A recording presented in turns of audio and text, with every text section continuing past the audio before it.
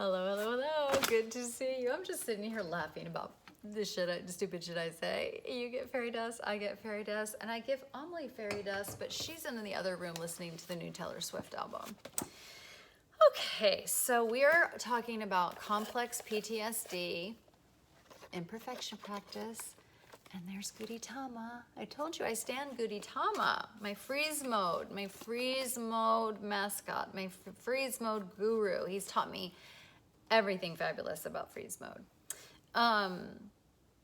Okay, so he talks about the most troublesome, page 3, most troublesome features of CPTSD. And they are, number 1, emotional flashback. Number 2, toxic shame. Number 3, self-abandonment. Number 4, a vicious inner critic. And social anxiety. So we're going to go into all those in depth right now. In depth at some point. Right now I'm going to skip emotional flashbacks. I want to teach you that later in this work, and I'll be teaching it to you with my language, or Jungian language, that how I learned about it, and how I get myself out of what he calls the emotional flashbacks and all that other stuff. So there's going to be a lot of really important information that I don't know where else you can find it besides a book like this, or my silly ass.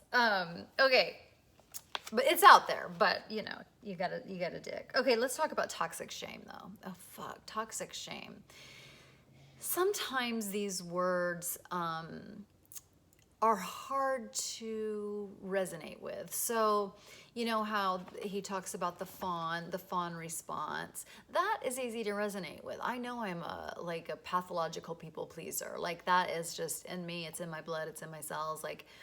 But this toxic shame, I know I have it, but I don't feel like, oh yeah, toxic shame. It feels very, like there's a cutoff, I feel there's like a numbness to that word. I don't feel like I have that, but when he starts to describe it, oh yes, oh yes, I got this shit and I got it bad.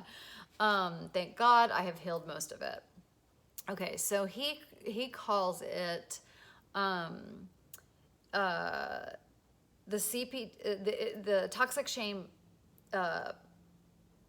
obliterates, beautiful word, obliterates our self-esteem. Self-esteem, what's that? Who's she?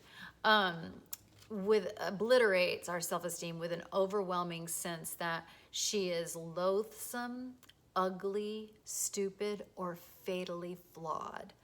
Ugly, loathsome, stupid, or fatally flawed. I had all of that and more in spades. And we, a lot of us get raised with that, and then that becomes reinforced years after years after years. I'm loathsome, I'm ugly, I'm disgusting, I'm unlovable, I'm never gonna be enough, I'm stupid for sure all the time, and fatally flawed, there is no help for me. But I will say, when I would hear a song or watch a movie or read a book or feel something from another person, I could feel that I was still in there. I could feel that there was a light still in me, so dimmed, so fucking dimmed. I thought the light was out, but it wasn't. But I spent most of my time feeling like that inner light was gone, blown out, forever, fatally flawed, fatally blown out. But then I would have these experiences, these kind of like magical, like the serendipity or the synchronicities or just kindness of humans. Again, art, music, shows, just would make me feel like I could feel that light again. Now, I didn't know how to keep it on, and I didn't know how to get to it, and I didn't even understand about shining it. Like, fuck that. Like, that would be the dream, but like, that wasn't even in my realm of understanding that I could do that in this lifetime. I'm gonna read this, even though you've read it, but I want to read it in case you aren't reading the book. This is important because it's going to give an example of what this shit sounds like in our heads. You ready? So Pete Walker, the therapist that wrote this book, had a client. His name was David, a handsome, intelligent man who was a professional actor. One day, David came to see me after an unsuccessful audition. Beside himself, he burst out, "I'll never let on to anyone, but I know that I'm really very ugly. It is so stupid that I'm trying to be an actor when I'm so painful to look at." Same. "I will never forget how shocked and disbelieving I felt at first that such a handsome person could feel ugly, but further exploration brought me to this understanding. David's childhood was characterized by broad spectrum abuse and neglect. He was the last and unwanted child of a large family, and his alcoholic father repeatedly attacked and looked at him with disgust. To make matters worse, his family imitated his father and frequently humiliated him with heavy doses of contempt. His older brother's favorite jibe was, 'I can't stand the sight of you. You make me want to vomit.'" So that's toxic shame. You know it when you got it. You may not resonate when it's just the words toxic shame, but it's just like, you know, another word for toxic shame for me, it's like, why do you exist? You should not exist. Like, nobody, why? We feel helpless and hopeless. And it also, toxic shame, so then we walk around in the world with this toxic shame, never feeling good enough.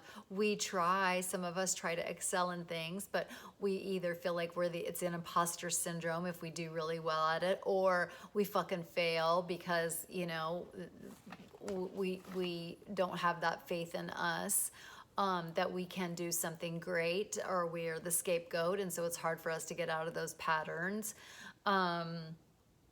And then if we think we're dirt, then that also inhibits, top of page 6, seeking comfort and support from other people. Like, we don't deserve it. Like, we're fucking dirt. We're trash.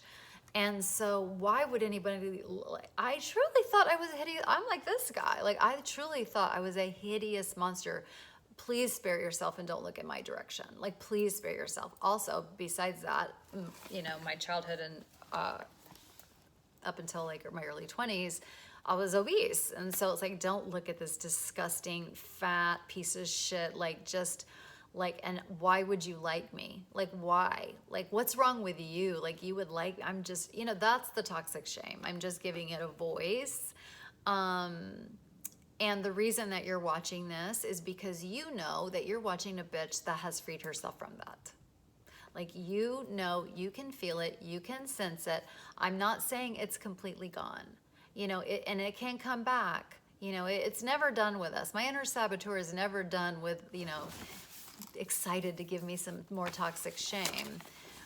But you now know, like, I walk around in the world without this anymore, and that's fucking great. That's like, I try it because it's fucking tastic. We view ourselves as worthless, defective, despicable. Yes. This is also true. Self-hate, virulent. I love his adjectives. They're so true. Virulent self-criticism. Just awful, awful, awful, awful. So you spot it, you got it. Like this, and this is not about blaming your parents. This is not, you know, calling anybody else bad. But it's like, if you got toxic shame, and toxic shame is all the shit that I described, if any of that resonated with you, some shit went down. That's fine. You don't need to say anything else. But you can know that some shit went down, and it's time to get curious of how you got to where you are. If you think you're these things, it's time to get just a little curious and also maybe find out that it's actually not even fucking valid. But for now, I'm not going to talk you out of any of your self-hate or anything like that. But I do want you to understand, if those things that that poor David said, or that I said, or the words Pete Walker used about you, if they're ringing true from you, for you, guess who's got toxic shame? And that's good news to know that you have toxic shame, because now you know it's a thing and not you. It's not personal to you. It's a thing. Toxic shame is a thing that you carry. And now the work is to heal you from this thing so that you can be more fully realized you. So I hope that was helpful. I love you so much. We're doing this. We're fucking doing this. Like, to love ourselves is the most radical shit we can do. Like, seriously. Oh, I love you so much. Like, I'm so fucking proud of you. Like, this shit is for reals. Okay. Love you. Hope that was helpful. Bye.